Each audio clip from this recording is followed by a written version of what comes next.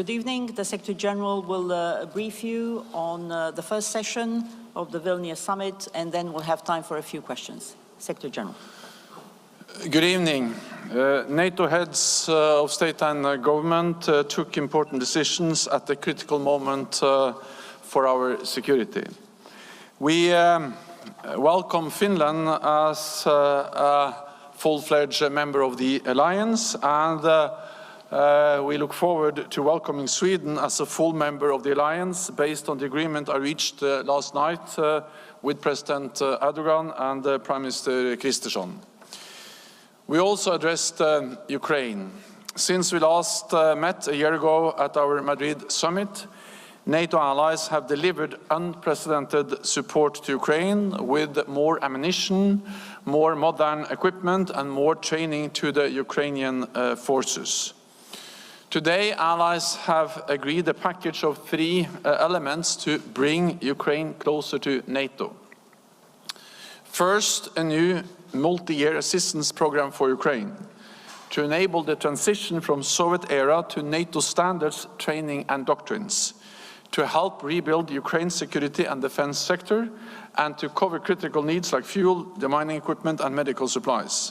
Second, a new NATO-Ukraine Council, a forum for crisis consultations and decision-making, where we will meet as equals.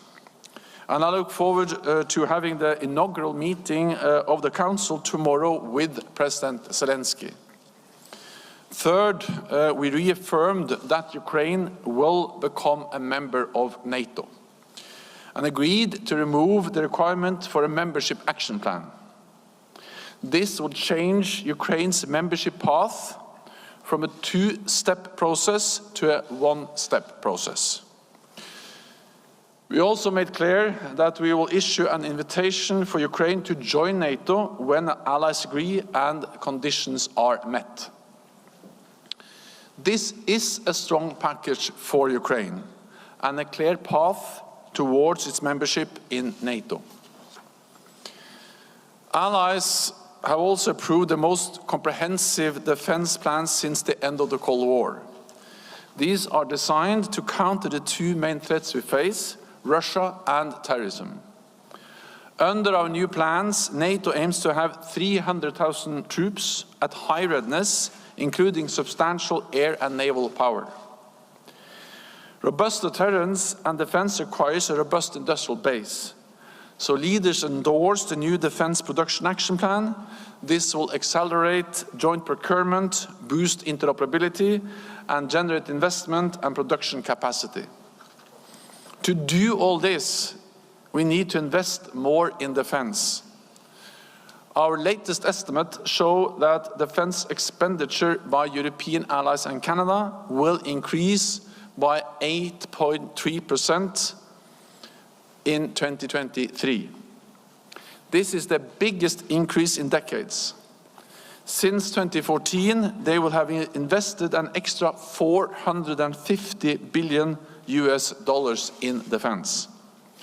11 allies now reach or exceed the 2% benchmark, and we expect this number will rise substantially next year.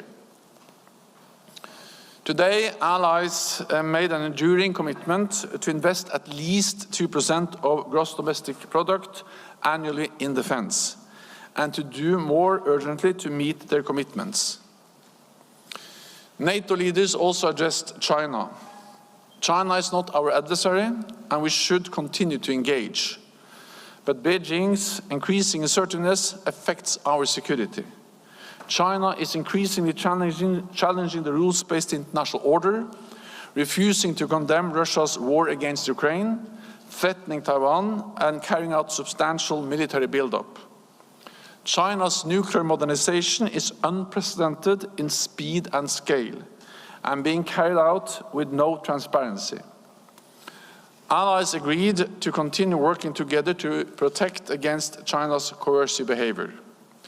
And tomorrow, we will meet the leaders of Australia, Japan, New Zealand and South Korea, as well as the European Union, because we are stronger and safer when we stand together. And with that, I'm ready to take a few questions. We'll start with Washington Post. There in the middle, yeah.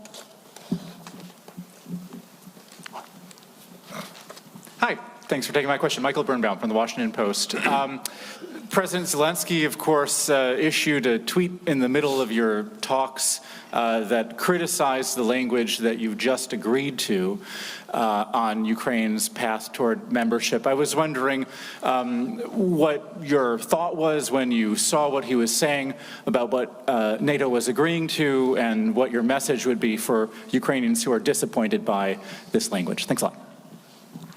What allies have agreed today is a strong, united and positive message to Ukraine about enduring support, but also a positive message on the path forward for membership. And this includes this package of practical support to enable full interoperability between Ukrainian armed forces and NATO forces, the establishment of the NATO-Ukraine Council, and then the decision to remove the requirement for a membership action plan, which actually means that instead of 2 steps to become a member, there will now be 1 step. We also made it clear that the invitation will be issued when conditions are met. Then I would like to add that on top of that, of course, allies are also providing substantial military support, because the most urgent task now is to ensure that Ukraine prevails, because unless Ukraine prevails, there is no membership issue to be discussed at all. And therefore I welcome the military support that the allies have provided now for months, actually starting back in 2014, and then since the full-fledged invasion in February last year, substantially stepping up their support. And just over the last few days, allies have made substantial new announcements. France has announced that they will deliver long-range cruise missiles. Germany just announced a new package with air defense and armored vehicles. And the US made yet another big announcement of more military support. And many other allies have made different types of support, including the establishment of coalition to provide training for F-16 fighter jets. So put together, this is a strong message which sends a positive and united message to Kiev. We'll go to the Ukrainian news agency in the 3rd row, yeah.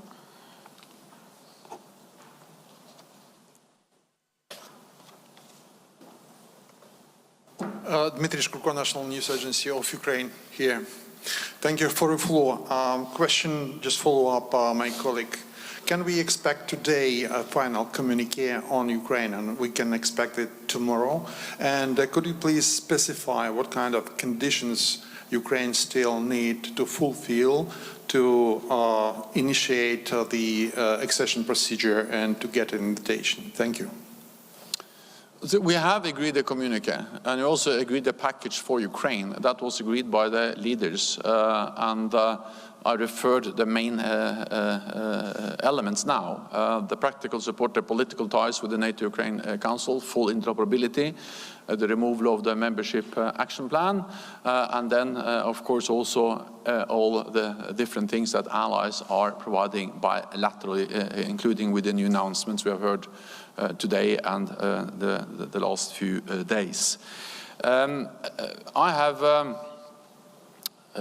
been in close contact and regular contact, and NATO allies have also been in regular contacts with Ukrainian officials. I've discussed this also with President Zelensky, and I look forward to meet him tonight, and then also to have the inaugural meeting of the NATO Ukraine Council tomorrow, where I will set out the package of the 3 elements bringing Ukraine closer to NATO, and this is a strong package.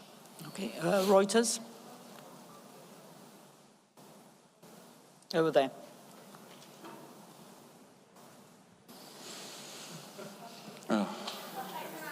Andrew, maybe you can just ask your question.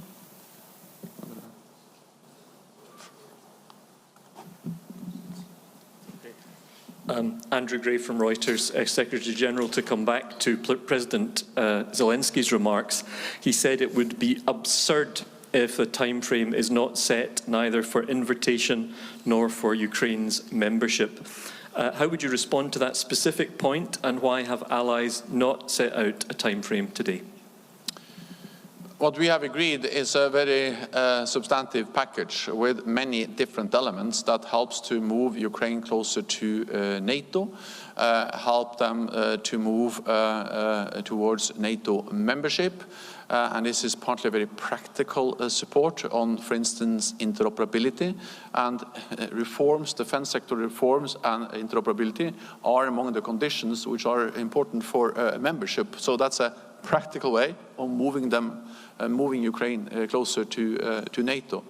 Then we also send a strong political message with the language on membership, including the language which is now in the communique on invitation.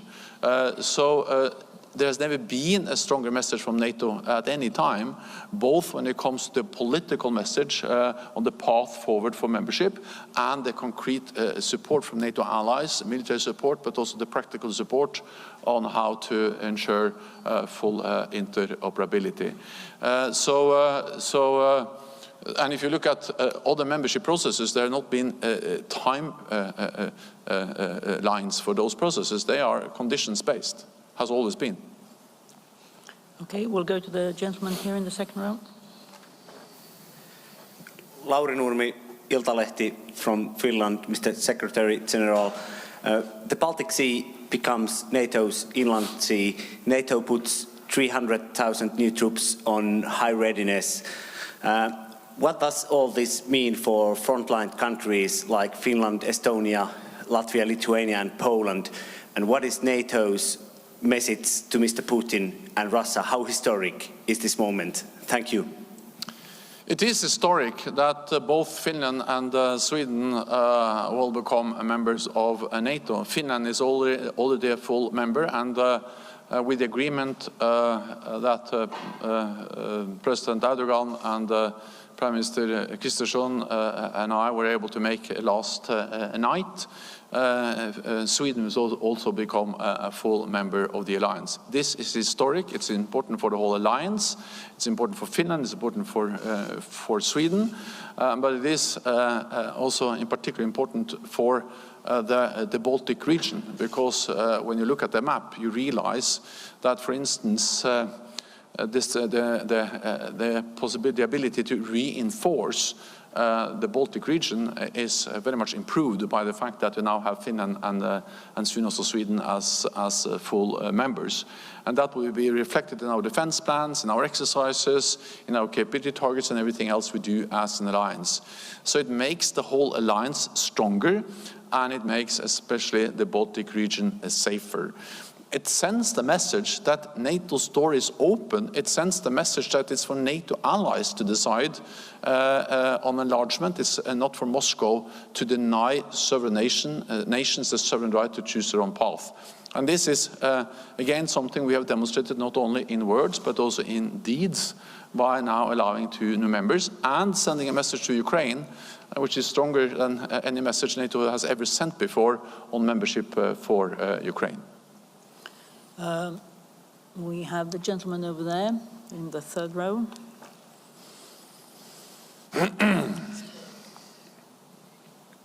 Over there.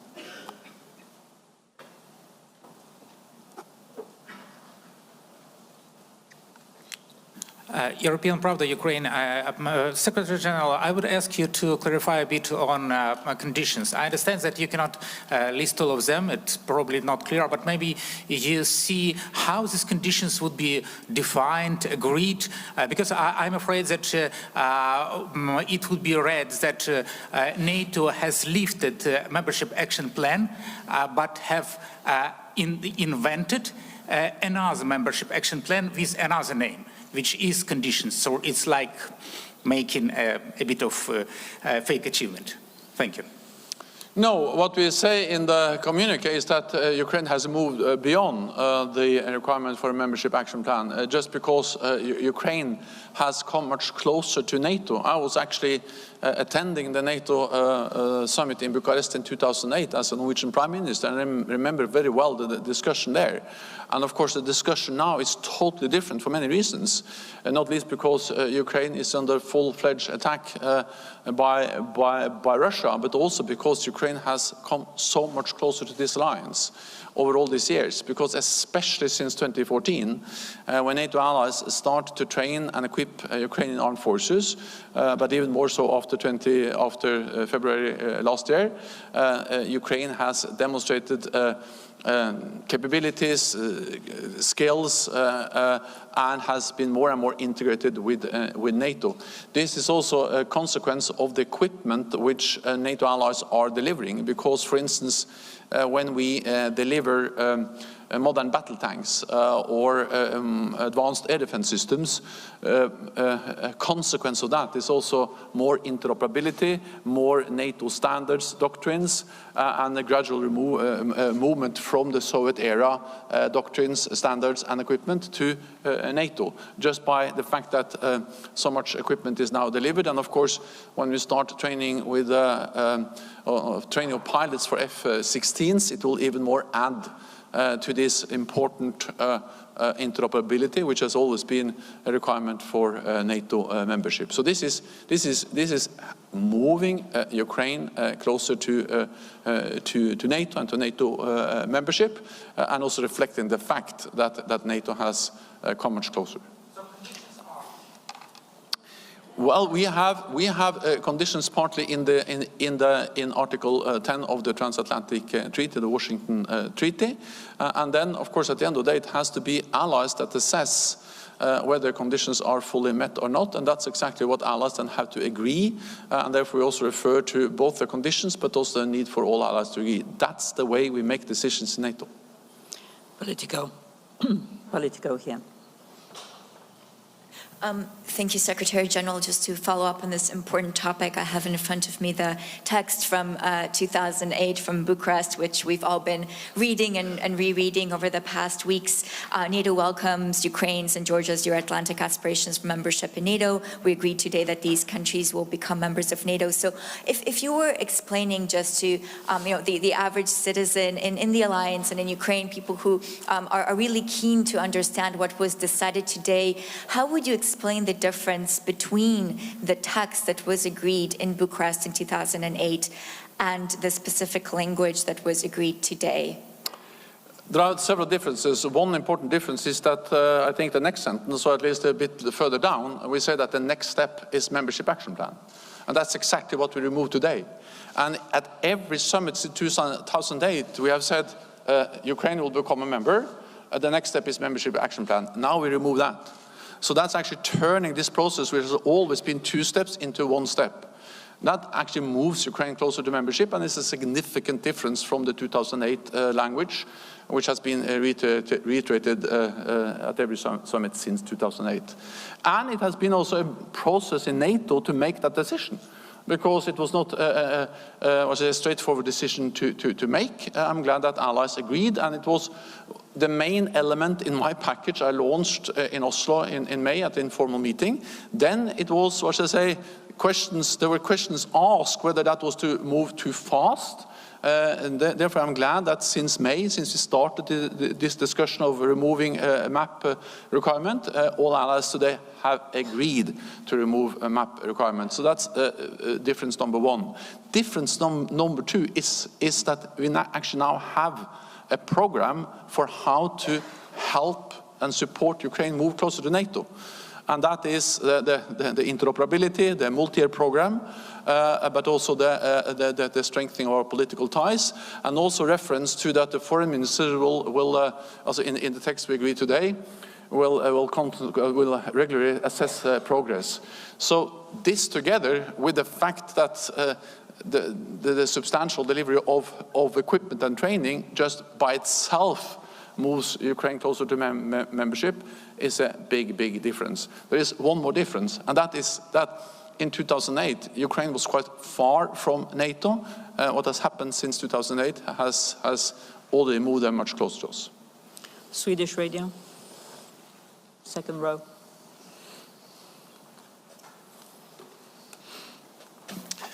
Mr. Secretary General, you mentioned the Swedish membership and you said it's historic. But we still don't know when the ratification will be in the parliaments in Ankara and in Hungary, which day. What do you know about that? And can you please tell us something about the feelings in the meeting hall today when you met the other heads of state and you have the Swedish Prime Minister together with you? What was the feeling today after the green light yesterday from President Erdogan? Of course, it is for the Turkish parliament to decide exactly when they finalize the ratification. President Erdogan made it clear yesterday that he will submit the ratification papers for Swedish accession as soon as possible. But then, of course, also as a former parliamentarian, I think we should respect that every parliament has their own procedures. And also when there has been not very controversial enlargement, this has sometimes been domestic processes. But what makes the agreement yesterday historic is that, of course, it is a clear commitment from President Erdogan that he will submit the papers for ratification and that he will work with the Grand National Assembly, the Turkish parliament, to ensure ratification. And this is historic, and that was also reflected in the meeting today. I think that almost all allies welcomed Ulf Kristersson. First of all, they welcomed Sauli Niinistö, the president of Finland, because this was his first NATO summit. He attended as president of Finland as a full member of the alliance. And then allies also expressed their welcome to Prime Minister Ulf Kristersson, expressing that they welcomed the agreement yesterday, and all were looking forward to having also Sweden as a full member as soon as possible. So I felt the kind of historic sentiment in the room that was reflected in what the allies said, and of course I welcome that message from all of them. Okay, we'll take the last question from ARD. Over there. Thank you very much. Markus Preis with ARD. Apparently there's a big need to better understand what are the conditions. I try it the other way around. President Biden said in his interview with CNN that Ukraine was still short of some requirements for joining, including over democratization. What are conditions Ukraine clearly does not meet now to get the invitation? Thank you. I think we have to understand that there are at least two dimensions which we're addressing. One is the kind of the level or to what extent they have been able to modernize the defense and security institutions, to strengthen their governance, including fighting corruption. And these has been issues which has been addressed at every enlargement of NATO, because we want good governance, we want modern defense and security institutions, and we want armed forces which are interoperable with NATO. We are addressing that, both the modernization of the defense and security institutions and interoperability with the multi-year program we agreed. Then there is another dimension, and that is, of course, the fact that there's a war going on in Ukraine. The Ukrainian forces have demonstrated courage, skill, competence that has impressed the whole world. But at the same time, there is a full-fledged war. And therefore, I think all allies agree that when a war is going on, that's not the time for making Ukraine a full member of the alliance. So these are two different things. The question of governance, corruption, interoperability, which is an issue regardless of whether it's a war or not. And then the other issue is the the ongoing war in Ukraine, and we need to address both of them. At the end of the day, it has to be analyzed and assessed, as we always do when we have enlargement, whether the conditions are met, and then make the decision on an invitation. The important with the communique today is that we have the tools to ensure that Ukraine moves towards membership. We have for the first time invitation as part of the language, and we have for the first time removed the requirement for membership action plan. So this is a big step, never been stronger language from NATO on membership, and never been more specific announcement of what we're actually going to do to ensure that Ukraine becomes a member of the alliance. Thank you very much, colleagues. I know there are still quite a few questions, but we'll need to leave it for now, because there is a dinner of the leaders, and we'll see you tomorrow. Thank you. Thank you.